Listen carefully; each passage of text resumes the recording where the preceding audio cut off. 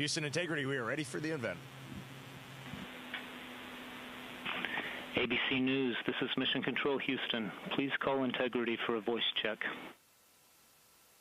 Integrity, this is Gio Benitez at ABC News. How do you hear me?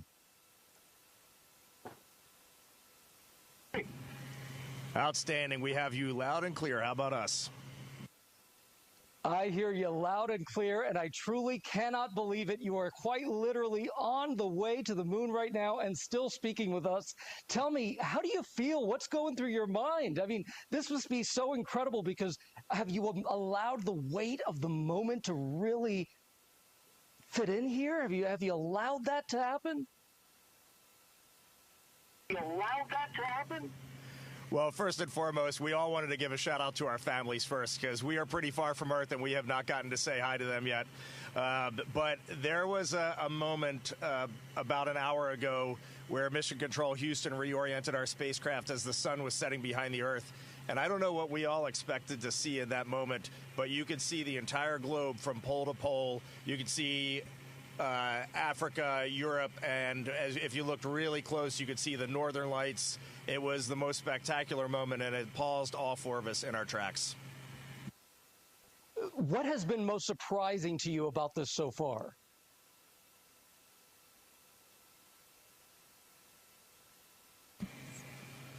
Well, I think probably one of the things that surprised all of us is when those solid rocket boosters actually lit and we left the pad. It was just a moment of disbelief, and yeah, the fact that we launched, it just totally takes you by surprise, even though you're expecting it, at least for me anyway.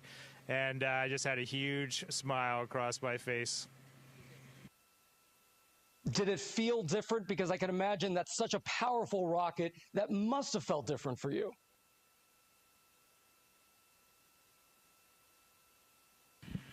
One of the biggest surprises was how smooth riding those solids was. We all expected a really just dynamic ride, a lot of motion. We were prepared to potentially not being able to see telemetry, maybe even not being able to, touch switches, and it was very smooth. It was a definite difference when they separated and we were just on the main engines, but just a steady rumble and a great ride. What do you want to tell Americans here at home who are watching this right now? They're quite amazed at the fact that you are speaking to us on the way to the moon right now. What do you want to tell them about this particular mission and why it's so important?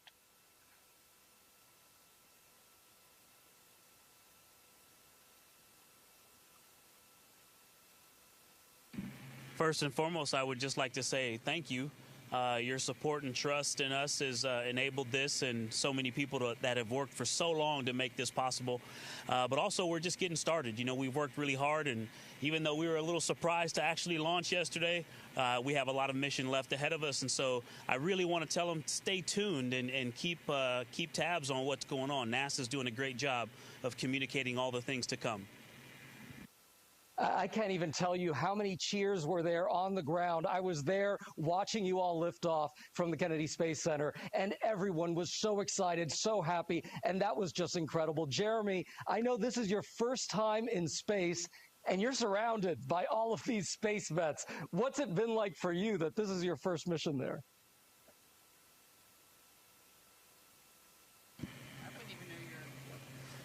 There has been a tremendous amount of disbelief for me. It's just so extraordinary. I just kept saying to them yesterday, I really like it up here. I wish I could have got here sooner. It's just such a tremendous place to be. The views are extraordinary. It's really fun to be floating around, and it just makes me feel like a little kid. I heard that there was a little bit of an issue with the toilet. Which one of you was the plumber?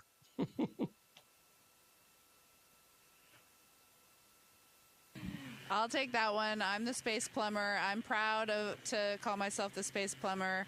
I like to say that it is probably the most important piece of equipment on board. So we were all breathing a sigh of relief when it turned out to be just fine. It was just an issue, I think, of sitting for a long time and needing a little time to warm up, a priming issue. But we did originally think that there could have been potentially something fouling up the motor, and luckily we are all systems go. Oh, well, I'm sure I could see the faces right there. Y'all are very happy about that. I see that you're very cozy in there. It's tight quarters, but it was also a little chilly, I heard.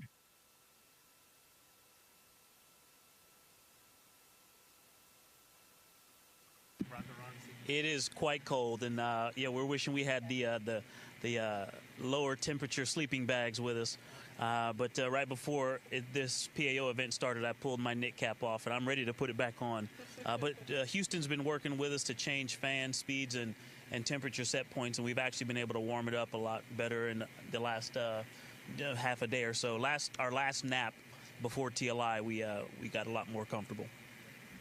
Well, that's a really interesting question. How is it that you take a nap in there? What does sleeping even look like?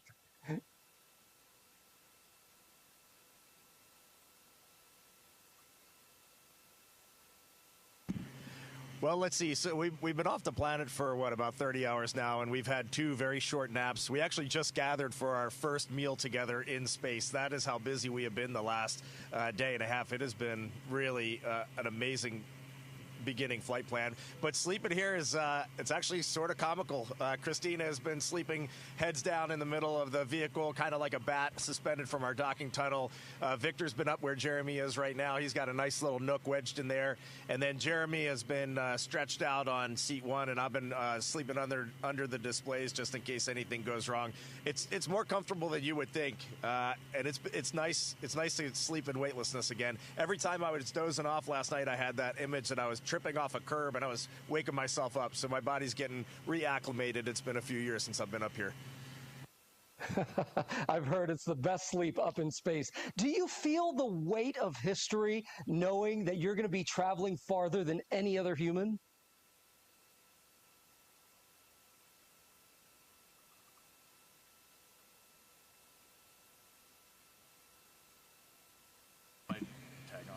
You know, it's a remarkable thing. You would think it would be weighty, but we just feel like we're lifted up by the team that supports us, and you just sort of execute the plan. A lot of people telling us how to work this and manage this vehicle, and a lot of great training, and you just kind of go step by step, which I think is pretty remarkable what this team can do, and it really highlights their excellence.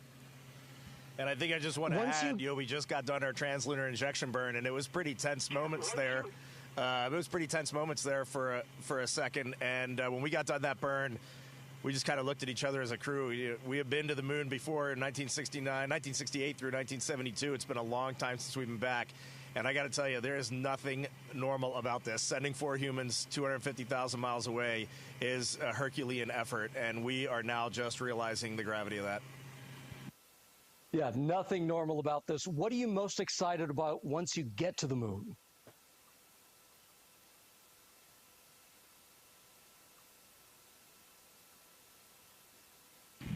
Having just experienced incredible views of planet Earth and seeing the entire planet out the window in one pane, knowing that we're about to have some similar views of the moon in that same way is definitely getting me more excited for it. I knew that that is what we would see, but there's nothing that prepares you for the breathtaking aspect of seeing your home planet both lit up bright as day and also the moon glow on it at night with the beautiful beam of the sunset, and knowing that we're going to get similar views of the moon.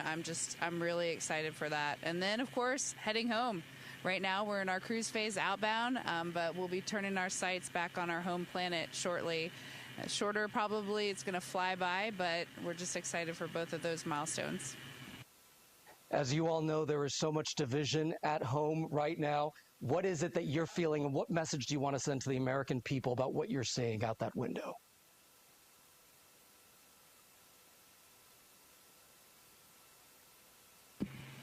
Well, the first thing I would say is trust us. You look amazing. You look beautiful. And from up here, you also look like one thing. You know, Homo sapiens is all of us, no matter where you're from or what you look like. We're all one people. And so, this mission, one of the things that's amazing about being around and just being an astronaut, serving our countries at this time is that we get to give ourselves a mission that we can hold on to say, hey, look at what we did for for the rest of our lives. You know, we call amazing things that humans do moonshots for a reason, because this brought us together and showed us what we can do when we put, not just putting our differences aside, when we bring our differences together and use all the strengths to accomplish something great. And so this mission will give us one of those that we all can remember and hold on to for the rest of our days. And I hope people will tune in and give us a chance. Integrity, what an honor to speak with you. Thank you so much.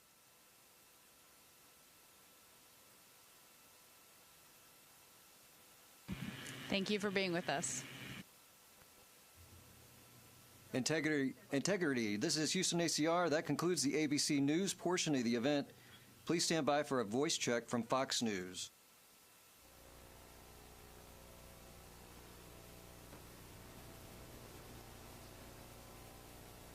910 ready.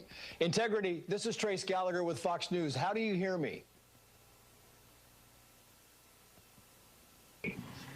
Hey, Trace, we got you loud and clear. How about us?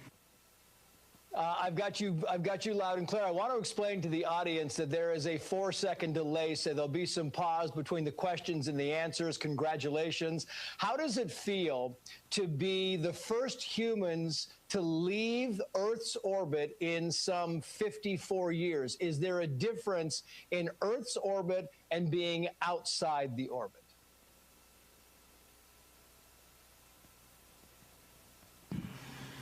Well, we are still technically in Earth's orbit, although we did just do our Trans-Lunar Injection burn, and so we are definitely 100% on our way to the moon. The lunar gravity will take over in a couple of days here and start pulling us around the far side. At the end of our Trans-Lunar Injection here about an hour and a half ago, we just really looked at each other, and I know the United States has done this 1968 through 1972, but this is unbelievable that we can put our minds to something and pull it off. This is an unbelievable technical accomplishment. Yeah, I mean, it really is unbelievable to us. We watched this thing. It was just this flawless launch, and it was unbelievable to watch. And what really fascinates me about this is that you, in a few days, will become the first humans to travel the farthest in space, more than anybody else has ever done. It took us a long time to get back here, and now we're about to exceed that. Is that a moment of pride? Is it a moment of history? How do we feel about that?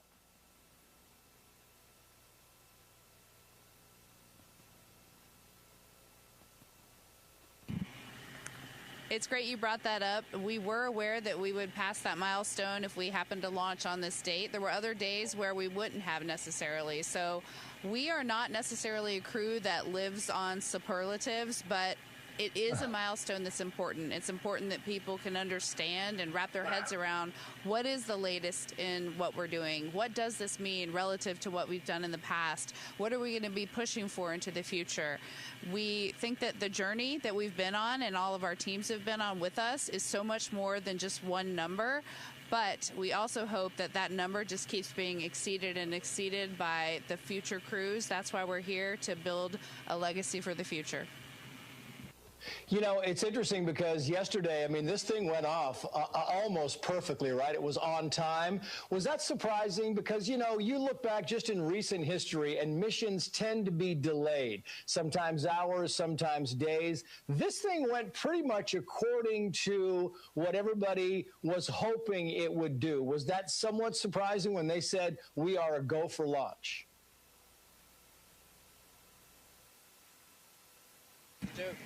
Yes. You know, it was surprising. I think we were, you know, we like to say that we're prepared without having an expectation. But, you know, in the back of your mind, you kind of hope you launch. And then when we got really close, it was like, wait, we're getting ready to go to space. And when those solids lit, you know, it was a ride where you're trying to be professional, but the kid inside of you wants to break out and just hoot and holler. But what I wanted to say about that was, our Exploration Ground Systems team, our launch control team, they have had some time to practice since February and March and really dial in their procedures and learn and grow. And so I just want to give them some credit. It was an example of how hard they've been working lately that we launched. And it even though we didn't get to really watch, but it felt beautiful. Yeah, they should give themselves a big round of applause because it really, I know it felt beautiful. It certainly looked beautiful. Very quickly, Victor Glover, while I have you on the microphone, we are broadcasting across the nation, but we're focused. We're based in Los Angeles. And I thought since you were from Southern California, maybe you'd like to give a shout out to your friends and family here. Oh, well, of course. My mom lives there, my grandparents, all the cousins, aunts, and uncles, and just everybody in California. Thank you for all of the support and the love for all of these years. So many of my career milestones happened in that special place. That will always be home, no matter where the government sends me. You're going with us. How has it been? Yeah, how has it been on board now for your first night? I know you haven't gotten much sleep. They keep waking you up. They kind of send out the songs they are doing. And I hear, Christina, that you are somehow sleeping upside down or face down. Maybe you can explain that to us. Sure. Yes, it has been a great couple of days just learning how to live in Orion. And I would love to give a quick shout out to our families before we keep going on with the questions, just because we haven't had a chance to say hi to them. And it's just so great to have had their support building up to the launch. And we miss you guys already. Living in Orion isn't quite the same as being at home with our families, but yes, some of the exciting things are the burns that we do. They kick off with such an acceleration that most things that you see Velcroed around that aren't actually fastened down all fall down to the floor of Orion. But speaking of floors and ceilings, it actually is just all by convention only. There is no difference between up and down, and so yes, I've been sleeping with my feet there and my head down here, and it's very comfortable. I think I'll probably stay there the whole mission unless someone kicks me out. So we're finding out how to make this space capsule a home. Maybe we can hand it to Jeremy Hansen here. And Jamie, you can also say hello, give a shout out to your family. And I'm wondering, while you do that, if you'd like to tell us if there have been any glitches, any problems. I know we heard there was some kind of an issue with the onboard toilet, but beyond that, are we good so far?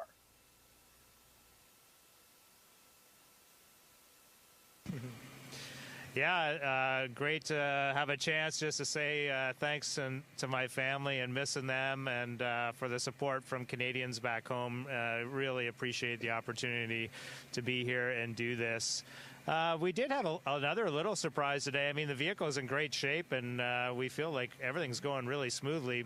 But on our way to the Trans-Lunar Injection burn inside of 20 minutes, we did get warning message that, emergency message for cabin leak suspected, which grabs your attention because this is right when you're coming through some of the higher density orbits and you might run into something.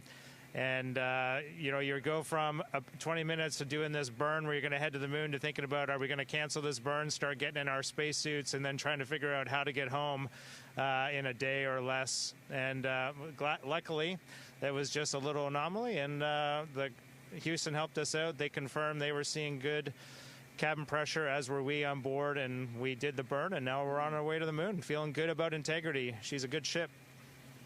It's going to be fantastic. Reid Wiseman, you are the commander of this mission. Maybe you'd like to give a shout out to your family as well. And I'm wondering, the responsibility, does it weigh heavy on you? Do you feel like, I'm just not going to go to sleep. I'm going to make sure that we do everything we need to do. What is it like to be the commander of something so historic and something that people have been waiting for so long?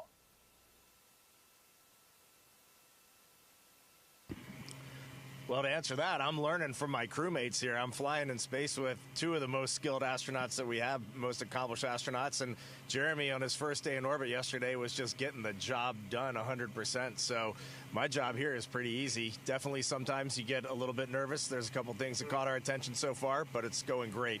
And my job is very easy. I am definitely getting pulled along by my crewmates. And then you gave me the opportunity. I'm taking it. Say hi to my family, my parent, my dad back in Maryland, and my brother probably heading home to Washington, and then everybody back in Houston, my daughters, my girlfriend, everybody's doing great back there. Thank you. I guess really, lastly, what we really need to know is, are you happy so far with the food? Are you happy so far with the wake-up songs and the music? Any kind of request that we can make on your behalf while we get a chance to talk to Mission Control a little bit later? We get a chance to talk to Mission a little bit later. We just had our first meal together. That's how busy it's been. And this morning, our lead public affairs, Courtney Beasley, we heard her voice come on the radio first, and she introduced the songs and some amazing messages from the teams across this international program that have put this vehicle together. And we all agreed we would wake up slow and get into the day easy and quiet. And this morning, we all got up cheering and rocking and getting everything ready to go. It was the perfect way to start our day. Yeah, well, you are making history. Reid Wiseman, Christina, Koch, Jeremy Hansen, Victor Glover. Congratulations to all of you. America, the world is with you. We are watching every moment of this journey, and we will cheer you when you get back and along the way. Thank you for joining us. Best of luck to you, and safe travels.